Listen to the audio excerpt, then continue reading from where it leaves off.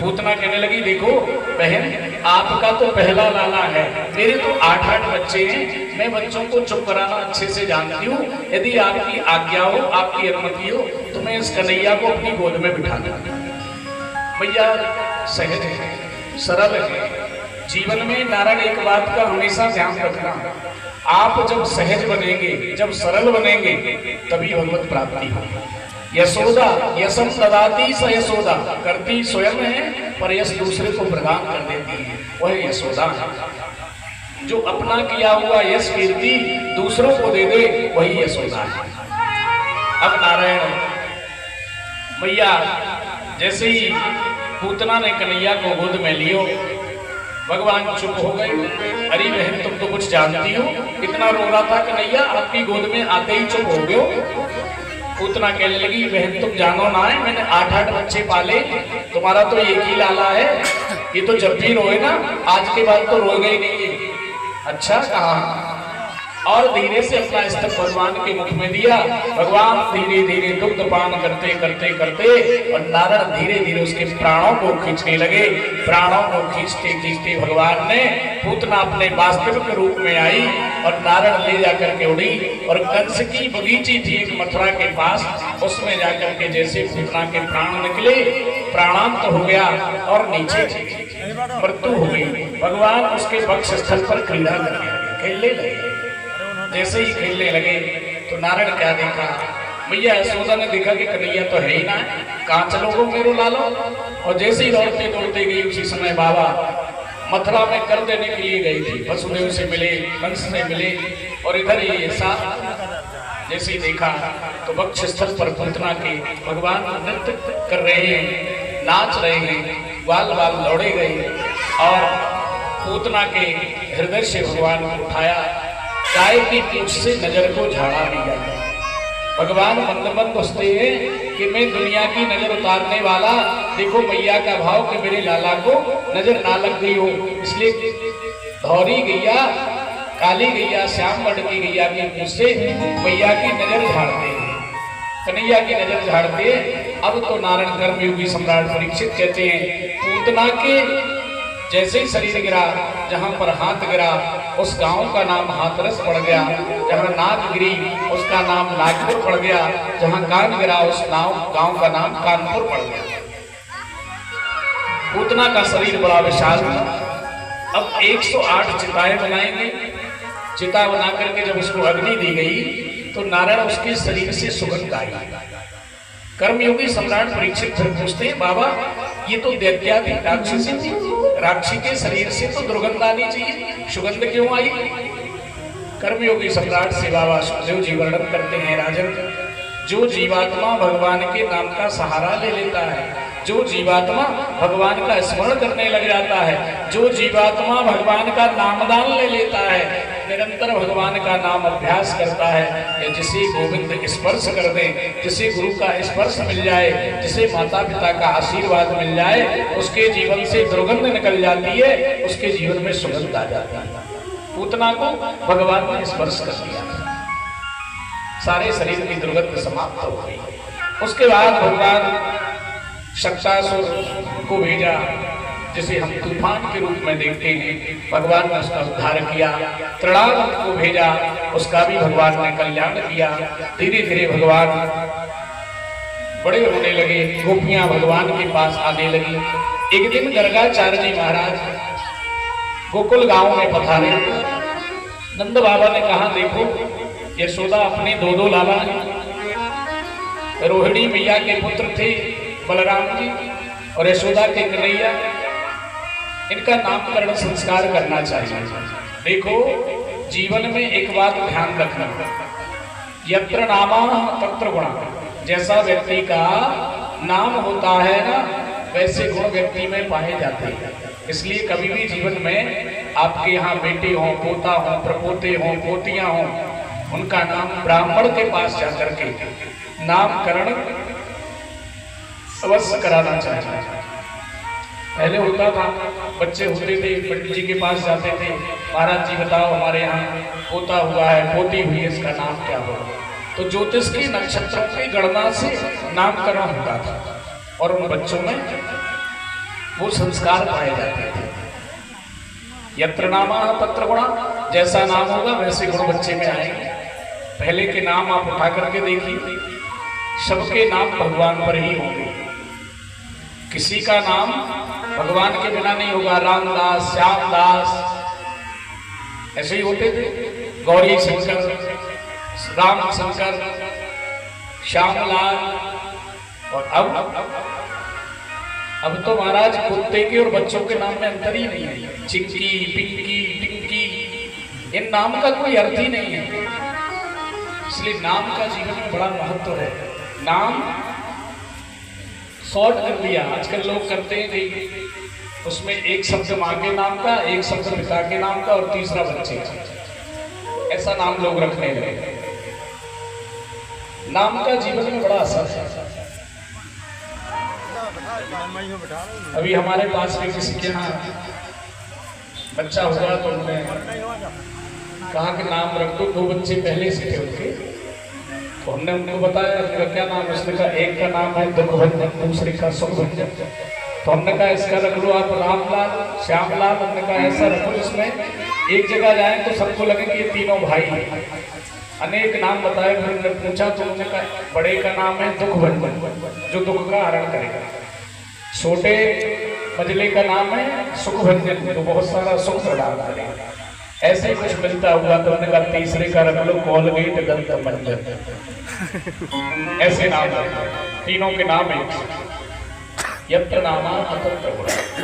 भगवान नंद बाबा गर्गाचार्य जी के पास गए और प्रणाम किया।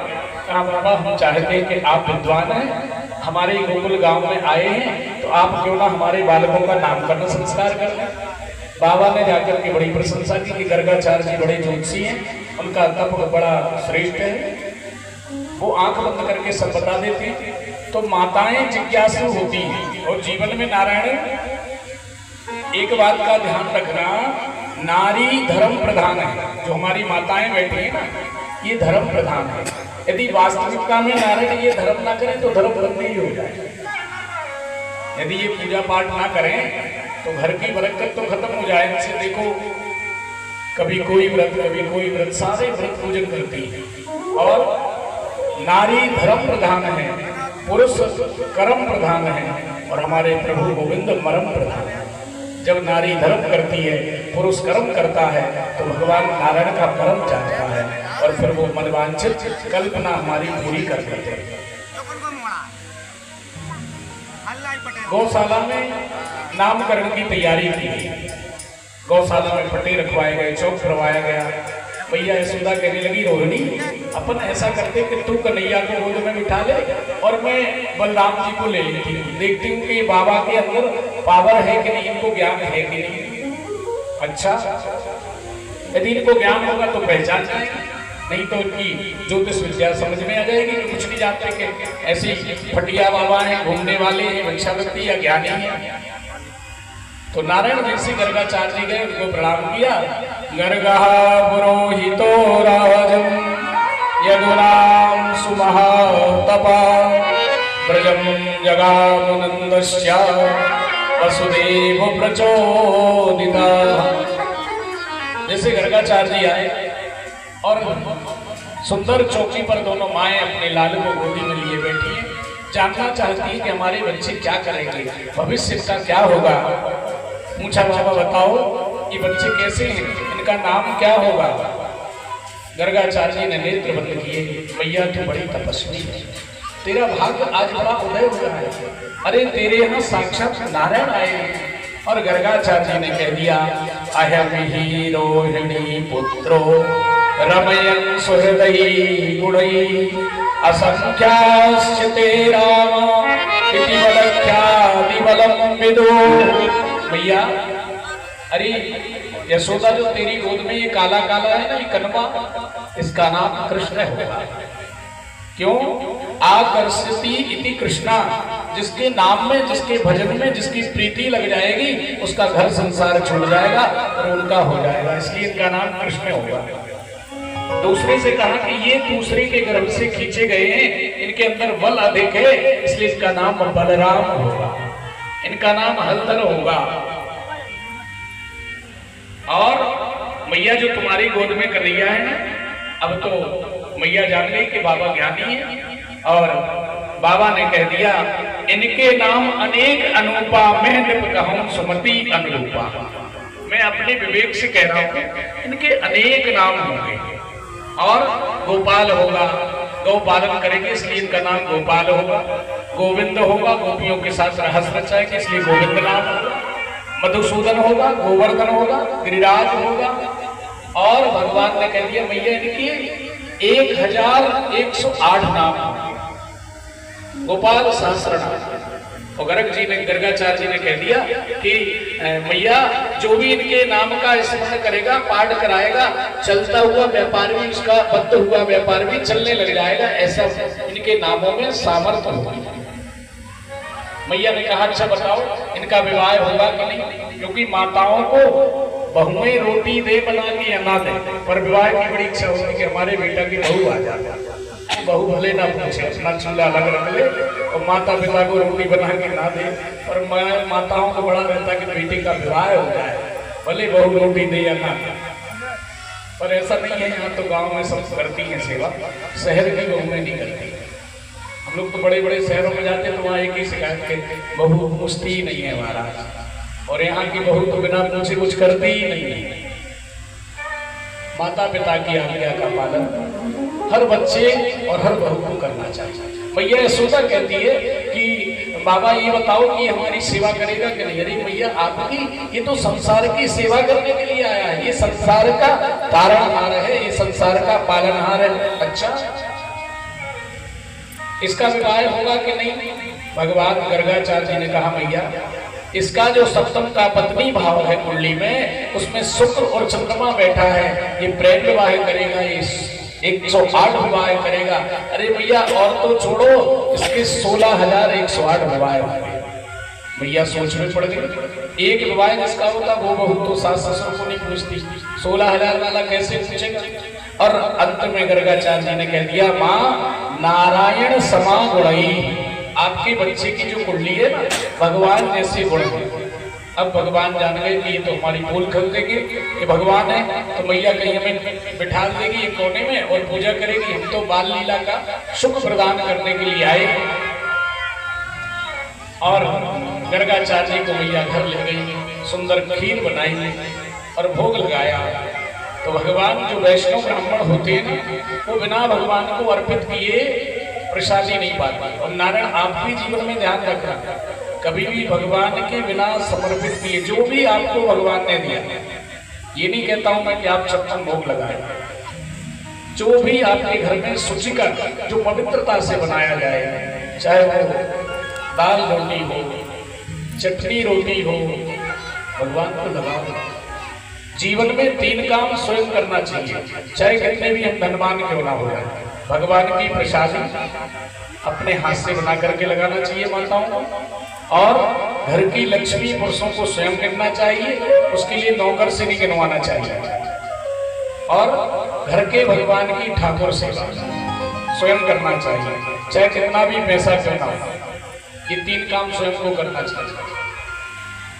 तो नारायण अब जैसे ही भोग लगाया तो गर्गाचार्य जी ने मंत्र पढ़ा, तदीयं मस्तु गोविंदा तुभ्यमेव समर्पये आहारं प्रसिद्धो वा गृहाणु परमेश्वर। जैसे गोविंद कहा तो भगवान दौड़ते दौड़ते गए और खीर में से नारायण प्रसादी पाने लगे। भैया यशोदा ने कहा अरे कन्हैया ये क्या कर रही हो। अरे बाबा तुझको श्राप दे देंगे, तूने खीर झूठी कर ली बाबा की। कन्हैया कहने लगे भैया इन्हीं ने तो बुलाया, गोविंद बुला करके भोग लगाया तो मैं आ गया। पुनः खीर बनाई, गोविंद ने फिर झुंडी कर ली। बाबा गर्गाचार्य जी समझाने लगे भैया तू बड़ी भोली है, तू नहीं जानती कि तेरे घर आज परमात्मा आए। और नारायण जीवन में एक बात का ध्यान रखना, जितने सरल आप बनोगे ना दुनिया के लोग आपको बेवकूफ समझेंगे, पर भगवान आपको अपना प्यारा समझेगा। आप जितने सीधे होंगे ना, जितने सरल होंगे, जितने भोले होंगे, उतने ही भगवान के करीबी रहेंगे आप। भगवान आपके पास रहेगा, या यूं कहा जाए कि भगवान आपके पास रहेगा। चतुर और समझदार व्यक्ति को कभी इतिहास उठा करके देखना भगवान मिले नहीं। चतुराई में पड़ा रहा भगवान आकर के निकल गए, मिले नहीं। और जो भोला बना रहा, जो सीधा बना रहा, उसके घर भगवान